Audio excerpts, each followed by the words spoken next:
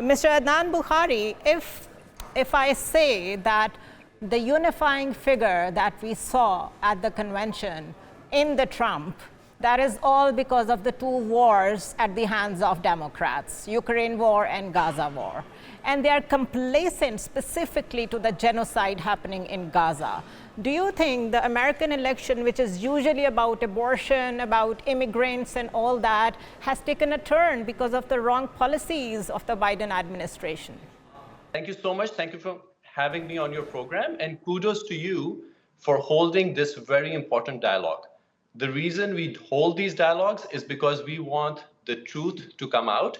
And my commitment to you is that everything that I'm going to say is going to be fact-based and is going to be truthful. I want to go back to your earlier question, which is what did we see in President Trump? So we saw first 15 minutes of President Trump, who was reading from a teleprompter as a new Trump. Trump 2.0 is what people are calling him. But then if you continue watching the rest of the 90 minutes, then you will get to see that it was also the old President Trump, and none of those policies are going to be better than what we saw in the previous term. Coming to your question of who would be the unifying president, the president in the next 4 years is going to have to deal with a lot of issues, not just domestic issues, but global issues. One key issue that nobody's talking about is if you refer to the World Economic Forum's Global Risks Report, in the next 10 years, the entire world is going to be facing certain challenges that we need to make sure that the next American president is going to do something about. I'll just name two of those challenges.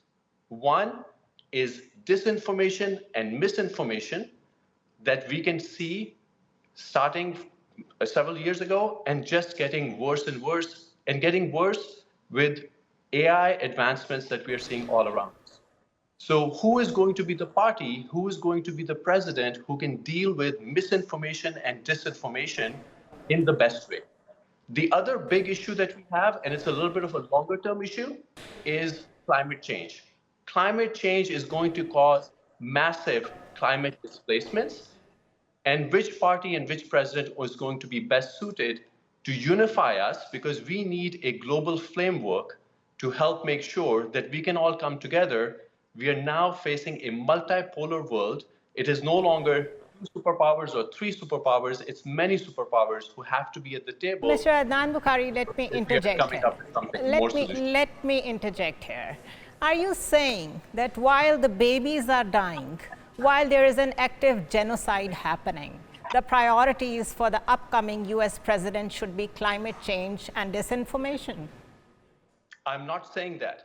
What I'm saying is that if you go to the root causes of conflict, if you try to understand the humanitarian crisis that is right now, that is happening right now, that is because really of the ironclad support of the Biden administration to Israel and Ukraine. Go backwards. No, go backwards, right? So try to understand that. Go backwards and say, where is this conflict arising from? Please understand the root causes of conflicts. What we are seeing is on the surface. ICJ made it very clear. They said that 57 years, it took 57 years for ICJ to call it illegal, whatever Israel is doing. So if we go backwards, it still remains what I'm saying. Yes, so if we are talking about conflict across the world, if you're talking about UN resolutions or ICJ's non-binding... And US vetoing ceasefire every time. If you're talking about all of those things, then please understand that I'm a son of a Kashmiri refugee who had to leave Kashmir at the age of 14. Then you should be rallying around this fact more and more, because I'm really surprised that your own democracy is becoming a conservative populism, and the world is more divided than ever only because of the vetoes in the last 7 months practiced by the US in UN. And so I'm really surprised that the priorities are climate change and disinformation. No, so the priorities are not only climate change and only misinformation and disinformation. Don't get that wrong. There is a huge crisis that is going on right now in the Middle East, and that has to be addressed. And nobody should ever be confused with that if anybody is aligned with Democrats, they're all in favor of every single decision that the Democratic leadership makes. Same goes for Republicans. Not every decision that is made is acceptable to everyone who's in the Republican Party or calls themselves Republicans. So let's not confuse any of those things.